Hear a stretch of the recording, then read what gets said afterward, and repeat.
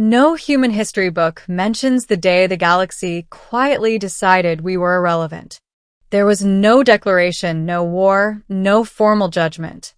It simply happened the way stars burn out, gradually, and then all at once. One by one, humanity's colonies were absorbed into larger interstellar powers, their flags lowered, their languages translated into footnotes. Our fleets became auxiliaries. Our leaders became administrators. Our role in the cosmic order shrank until we were known for only two things: adaptability and obedience. I was born long after that decision had been made. My name is Aaron Cole, and I was a logistics officer for the Terran Compact, a political entity that technically represented humanity, but in practice existed only to manage trade routes and labor contracts for species that actually mattered. I had never seen a throne world, never stood beneath a sky shaped by alien suns. My universe consisted of manifests, cargo corridors, and neutral stations where humans moved quietly, efficiently, and without drawing attention.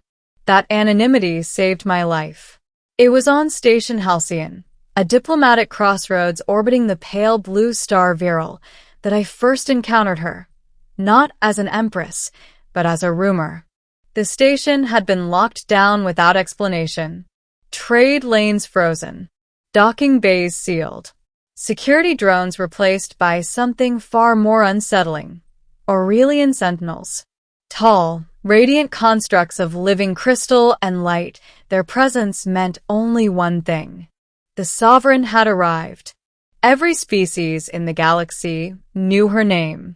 Empress Nyxera Valthares, supreme architect of the Aurelian ascendancy, ruler of 1,000 worlds, the being who had unified more star systems than any empire in recorded history, without ever losing a war. Her reign was not built on terror, but inevitability. Resistance collapsed before it could organize. Civilizations joined her empire not because they were conquered, but because the alternative was stagnation. Under her rule, trade flourished, piracy vanished, borders stabilized. Entire galaxies experienced peace for the first time in millennia. She was not worshipped. She was accepted as fact. So when her personal flagship appeared beyond Halcyon's shields, station traffic went silent. Conversation stopped. Even the artificial gravity systems seemed to hum more quietly, as if reality itself were listening. I was in Cargo Ring C, overseeing the transfer of medical supplies, when the emergency alert sounded. All personnel were ordered to remain in place. I complied. Humans always did. That was when the station's lights dimmed and then shifted, refracting into prismatic patterns that danced along the metal walls. And then she walked in, not surrounded by guards, not carried by ceremony. She simply arrived, as if the universe had opened a door only she could see. Nyxera Valthares was taller than any human, her form elegant and impossibly composed. Her skin shimmered with a faint, star-like luminescence, etched with bioluminescent markings that shifted, as if responding to unseen currents. Her eyes were pools of deep violet, reflecting entire galaxies in miniature. She surveyed the cargo bay with calm detachment.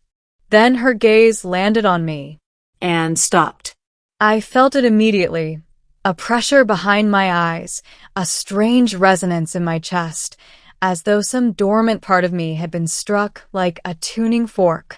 She took a step closer, then another. Every instinct screamed at me to kneel. I didn't. Not because I was brave, because I couldn't move. You, she said, her voice layered with harmonics that resonated directly through bone and thought. Human.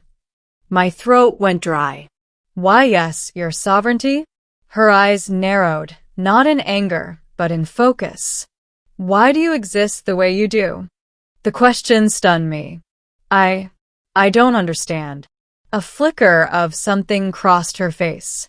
Interest. You will, she said. Soon. She turned to her attendants. Secure him. Gently. And just like that, the most powerful being in the known universe abducted a human logistics officer who had never commanded so much as a shuttlecraft. Middle. The weight of 1,000 worlds. I was not taken to a dungeon. I was taken to a garden. The interior of Nyxera's flagship, the Celestial Mandate, defied everything I understood about engineering. It was alive, not in the organic sense, but in awareness. Corridors shifted subtly to accommodate movement. Light adjusted to emotional states. Space itself seemed more flexible, less rigid, as though the ship existed partially outside conventional reality. The garden overlooked a star being slowly harvested for energy, its light filtered through crystalline growths that sang softly as they absorbed radiation. Nyxera dismissed her attendants and regarded me silently. "You're afraid," she said. "Yes," I replied honestly. Good. "Fear is a form of clarity." She gestured, and a seat grew from the floor beside me. "Sit." I obeyed. For a long moment, neither of us spoke. Then she said, "I have ruled for 842 standard cycles. I govern 1,000 worlds, each with its own species, cultures, histories, and conflicts. I have unified them into a single ascendancy." "That's incredible," I said weakly. "It is exhausting," she replied, "and dangerous." She explained what no human scholar had ever fully grasped. The ascendancy was held together not by fleets or laws alone, but by something called the harmonic accord, a vast, reality-level framework that synchronized probability, causality, and cultural evolution across member worlds. Nyxera herself was the keystone. Her consciousness interfaced directly with the accord. She didn't just rule policy, she maintained balance. Without her, the ascendancy would fragment within decades, its worlds drifting back into conflict. "So, why me?" I asked. She studied me intently. "Because you are an anomaly." She activated a holographic field, displaying neural scans, mine. "You possess a rare cognitive architecture, a natural resonance with harmonic fields. Humans occasionally evolve this trait, but it is exceptionally unstable." My mouth went dry. "You're saying I'm special?" "I am saying you are compatible," she corrected. "With me." The implication hit me slowly. "No," I said. "Absolutely not." She tilted her head. "You misunderstand. I am not asking you to rule." "That's worse," I said. "I'm not joining an empire." A faint smile touched her lips. "You already live in one." Over the following weeks in which time itself seemed to bend aboard the mandate, she showed me the truth of her reign. I saw worlds healed from ecological collapse, species uplifted from extinction, ancient feuds resolved not by force, but by structural redesign of economies, resources, and even planetary orbits. Nyxera did not dominate. She optimized. But there was a cost. Every decision pulled at her mind. Every imbalance demanded correction. The harmonic accord required a constant anchor, someone capable of interfacing with it without losing themselves. She was reaching her limit. "You need a successor," I said one night as we watched twin nebulae merge in silence. "No," she said quietly. "I need a counterbalance." She turned to face me fully. "Aaron Cole," she said, "will you become my consort?" I stared at her, heart pounding. "You're proposing?" "Yes." "To a human?" "Yes." The galaxy would lose its mind. "You destabilize everything," I said. She stepped closer, her presence warm and overwhelming. "Or I would save it." Ending. The proposal that changed the galaxy. The announcement was not made lightly. When Nyxera declared her intent to bond with a human, the ascendancy convulsed.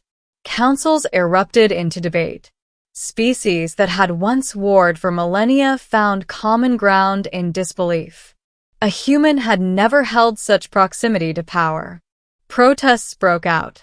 Assassination attempts followed. I survived 3 in the first month. Nyxera never wavered. They fear change, she told me. That is how you know it is necessary. The bonding ceremony took place not on a throne world, but in neutral space, beneath the convergence of 1,000 holographic star streams, each representing a world of the ascendancy. I stood beside her, wearing no crown, no armor, only a simple harmonic interface woven into my skin. As the accord activated, I felt it, the weight of 1,000 civilizations pressing against my awareness. And then balance. Where Nyxera had carried the burden alone, it now divided. Where she had bent reality through will, it now responded through harmony. The galaxies stabilized. Nyxera exhaled, a sound halfway between relief and wonder. It worked, she whispered.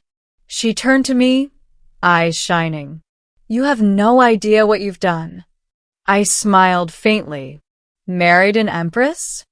She laughed, truly laughed, for the first time since I'd known her. You didn't kneel, she said. You stood. In time, the galaxy adjusted. Humans were no longer invisible, but neither were we elevated above others. Nyxera refused to grant us privilege. Equality is the only stability that lasts, she said. As for me, I never ruled 1,000 worlds. I simply walked beside the woman who did. She ruled 1,000 worlds. Then she proposed to a human.